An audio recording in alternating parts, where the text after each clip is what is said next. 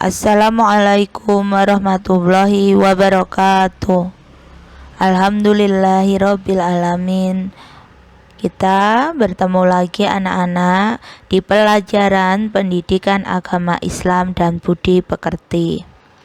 Untuk kelas 5 ini kita nanti akan belajar tentang surat At-Tin. Sebelum pelajaran kita mulai, mari kita berdoa terlebih dahulu. Bismillahirrahmanirrahim. Raditu billahi rabba wa bil islami dina wa bi muhammadin nabiyya wa rasula. Rabbi zidni ilma warzuqni fahma. Amin. Pelajaran pertama di kelas 5 adalah mari belajar Quran surat At-Tin. Mari anak-anak kita membaca surat At-Tin bersama-sama terlebih dahulu. A'udzu billahi minasyaitonir rajim.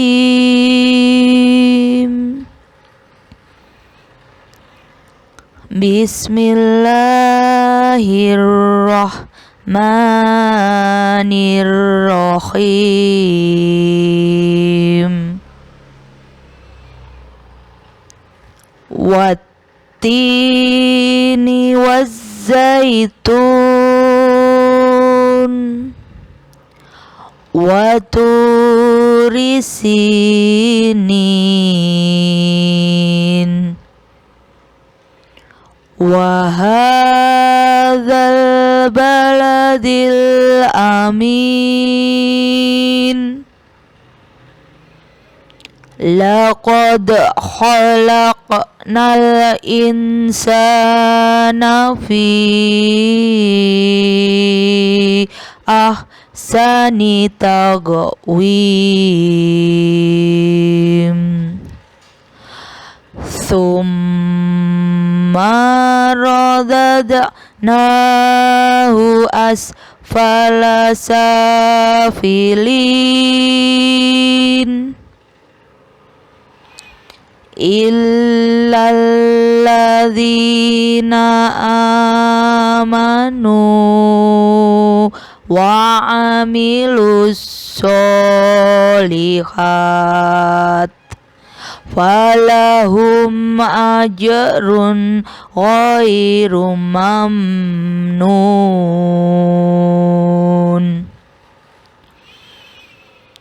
Fama yukadzibuka ba'du biddin. Alaysa Allahu biahkamil hakimin. Shadaqallahul azim. Mari kita artikan ayat demi ayat. Watini wazzaitun, demi buah tin dan buah yaitun. Waturi sinin, demi gunung Sinai. Wahadal baladil amin, dan demi negeri Mekah yang aman ini. Laqad khalaqnal insana fi ahsani taqwim. Sungguh kami telah menciptakan manusia dengan sebaik-baiknya bentuk.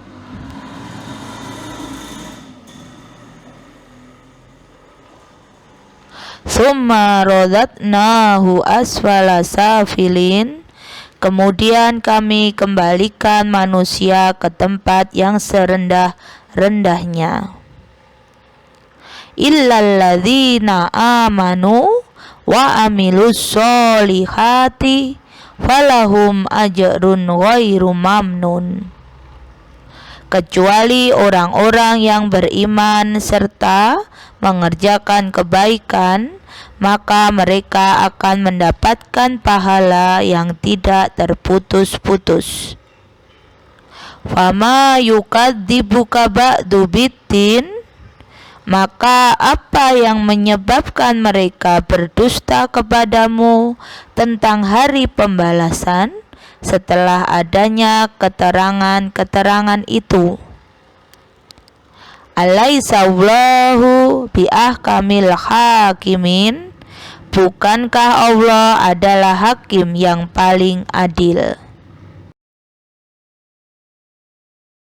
Anak-anak, mari kita bahas tentang surat Atin. Kita akan mempelajari asbabun nuzul dari Quran. Diambil dari ayat pertama dari surat Atin. Tahukah kalian apa itu asbabun nuzul? Surat Atin adalah surat ke-95 di dalam Al-Quran. Turunnya Al-Quran. Surat Atin ada 8 ayat. Allah menurunkan surat suatu ayat termasuk golongan surat Makkiyah pasti ada sebabnya. Apa yang dimaksud surat Makkiyah? Surat Makkiyah yaitu surat yang turun di kota Mekah sebelum Nabi Muhammad Shallallahu Alaihi Wasallam hijrah ke Madinah. Begini, surat Atin turun setelah surat Al-Buruj. Zaman Rasulullah, di antara sahabat Nabi banyak yang sudah tua dan mereka merasa ketakutan tidak dapat pahala atau tidak menjadi ahli surga jika mereka sampai mengalami masa pikun. Mereka gelisah dan mempertanyakan kepada Rasulullah Shallallahu Alaihi Wasallam. Lalu Allah pun menjawab melalui surat Atin. Di surat Atin jawabannya adalah, meskipun manusia hidup sampai usia tua dan pikun, jika sebelum pikun mereka beriman dan beramal soleh, pahalanya tetap mengalir sampai dia meninggal. Dan apabila ilmu dan amal yang dikerjakan masih diajarkan oleh orang yang menerimanya dan masih dipergunakan untuk kebaikan, maka pahala itu masih mengalir terus-menerus.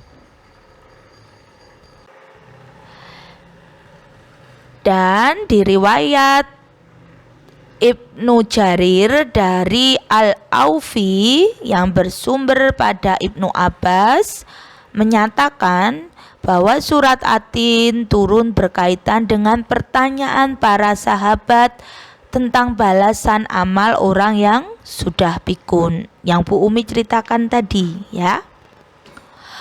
Melalui surat Atin Allah menyatakan dan menegaskan bahwa amal-amal orang yang beriman dan beramal soleh akan mengalir pahalanya secara terus-menerus meskipun orang tersebut mengalami pikun. Apa toh anak-anak pikun itu? Apa sih masa pikun itu ya? Masa pikun itu adalah kondisi seseorang yang sudah tua dan memiliki pikiran yang tidak stabil. Sifat pikun biasanya ditandai dengan sering lupa. Nah, contoh dalam amal ibadah. Banyak di antara orang pikun tersebut yang sudah tidak ingat lagi waktu untuk sholat, tidak ingat puasa dan ibadah-ibadah lainnya, tetapi saat beliau masih dalam keadaan tidak pikun, beliau masih atau sudah melakukan amal-amal yang baik, dan amal-amal itu akan terus mengalir kepada beliau yang sudah mengalami kepikunan. Anak-anak, kita masuk ke isi kandungan surat Atin. Antara lain, yang pertama, Allah bersumpah dengan menggunakan 4 tempat suci, yaitu sebagai berikut. 1. Sumpah beliau dengan tin. Menurut ahli tafsir, Tin adalah tempat tinggal Nabi Nuh alaihissalam, tepatnya di kota Damaskus yang banyak tumbuh pohon tin. Dan yang kedua, bersumpah dengan Yaitun. Yaitun adalah Baitul Maqdis yang lokasinya ada di Yerusalem atau Palestina, yang di sana banyak ditumbuhi pohon yaitun. Tempat ini adalah tempat kelahiran dari Nabi Isa alaihi salam. Yang ketiga, dengan Bukit Sinai. Tempat ini adalah tempat di mana Nabi Musa menerima wahyu secara langsung dari Allah Subhanahu wa Ta'ala. Yang keempat, bersumpah dengan kota yang aman. Yang dimaksud dengan kota yang aman adalah kota Mekah Al-Mukarramah.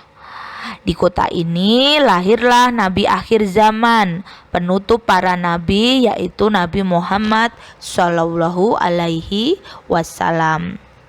Kita sekarang masuk ke kandungan surat At-Tin yang kedua. Allah menciptakan manusia dalam bentuk sebaik-baiknya. Bukan hanya dari bentuk fisik saja, melainkan juga sempurna dalam segala potensinya, yaitu akal, nafsu, dan rasa yang menjadi modal pembentukan struktur kerohanian manusia. Maksud dari isi kandungan yang kedua ini, anak-anak, bahwasanya manusia itu diciptakan oleh Allah sebagai makhluk yang paling baik di antara makhluk lainnya. Di antara makhluk lainnya itu antara lain tumbuhan dan hewan. Manusia diciptakan secara sempurna, baik secara jasmani maupun rohani. Manusia dapat berdiri tegak, dapat berbicara, memiliki ilmu pengetahuan, bisa mengatur, dan bersikap secara bijaksana. Hal ini disebabkan karena manusia diberikan akal, pikiran, dan hati yang dapat berfungsi dengan baik, sehingga memungkinkan manusia untuk menjadi khalifah di muka bumi ini. Apa anak-anak khalifah? Masih ingat ya? Khalifah adalah pemimpin. Yang ketiga, isi kandungan yang ketiga adalah Allah Subhanahu wa Ta'ala akan mengembalikan ke derajat manusia yang serendah-rendahnya. Jika manusia tidak mampu mendaya gunakan seluruh potensi yang demikian untuk beribadah kepada Allah Subhanahu wa Ta'ala. Maksudnya bagaimana anak-anak? Maksudnya seperti ini. Manusia akan berubah menjadi makhluk yang hina dan rendah derajatnya di hadapan Allah apabila manusia itu tidak pandai bersyukur, selalu berbuat maksiat, dan tidak mentaati perintah Allah Subhanahu wa Ta'ala. Maka tempat kembalinya adalah neraka yang menyengsarakan. Isi kandungan yang keempat yaitu Allah Subhanahu wa Ta'ala akan memberikan keadilan kepada manusia dengan seadil-adilnya. Allah akan memberikan pahala kepada mereka yang beriman dan beramal soleh, dan akan memberikan azab kepada orang yang ingkar dan berbuat jahat. Maksudnya di sini adalah manusia itu akan selamat dari kehinaan orang yang beriman dengan sungguh-sungguh dan membuktikannya dengan ibadah dan amal soleh. Mereka akan mendapatkan pahala yang tidak putus-putusnya, yaitu balasan surga dengan segala kenikmatan dan kekal di dalamnya. Dan harus kita ketahui anak-anak bahwa Allah adalah hakim yang paling adil. manusia akan mendapatkan balasan sesuai dengan apa yang telah diusahakannya selama hidup di dunia. Jika baik amalnya, maka akan dibalas dengan kebaikan pula, yaitu berupa surga dan ridho dari Allah. Maka sebaliknya, jika buruk amalnya, maka akan mendapatkan balasan yang buruk pula, yaitu neraka dan murka dari Allah Subhanahu wa Ta'ala.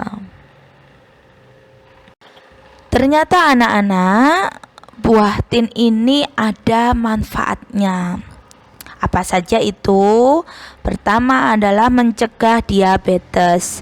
Yang kedua, menyehatkan saluran pencernaan. Yang ketiga, mengatasi anemia. Yang keempat, mampu meningkatkan imunitas tubuh. Yang kelima, menjaga kesehatan mata. Dan yang keenam, menjaga kesehatan tulang. Jadi Allah tidak sia-sia menciptakan sesuatu, itu pasti ada manfaatnya. Begitu pula dengan buah yaitun anak-anak, ada manfaat dari buah yaitun, yaitu antara lain, satu, menjaga kesehatan tulang, yang kedua sebagai antioksidan, yang ketiga untuk mencegah kanker, dan yang keempat untuk meningkatkan kesehatan jantung. Nah anak-anak, setelah kita pelajari tentang surat At-Tin, mengetahui arti dari surat At-Tin, isi kandungan dari surat At-Tin, apa saja manfaat dari buah tin, buah zaitun, maka kita bisa ambil kesimpulan bahwasanya Allah itu sangatlah Maha Pengasih dan Maha Penyayang. Saat manusia itu diciptakan, mereka diberikan sesuatu yang melebihi makhluk yang lainnya. Maka kewajiban kita sebagai manusia adalah untuk selalu bersyukur atas segala nikmat yang diberikan oleh Allah. Kita sudah diberi akal, sudah diberi pikiran, sudah diberi nafsu. Itu adalah sesuatu hal yang sangat berharga. Bagaimana cara kita mensyukuri segala nikmat Allah? Kita harus selalu menjalankan perintahnya dan menjauhi segala larangannya. Demikian anak-anak pelajaran untuk hari ini. Semoga ada manfaatnya buat kalian. Dan Bu Umi berharap kalian tetap semangat, terus semangat, jaga kesehatan, terus berdoa, jangan lupa untuk melaksanakan sholat. Demikian anak-anak, maka hari ini saya cukupkan. Kita tutup dengan doa kafaratul majelis bersama-sama. Bismillahirrahmanirrahim. Subhanakallahumma wa bihamdika asyhadu an la ilaha illa anta astaghfiruka wa atubu ilaik. Wassalamualaikum warahmatullahi wabarakatuh.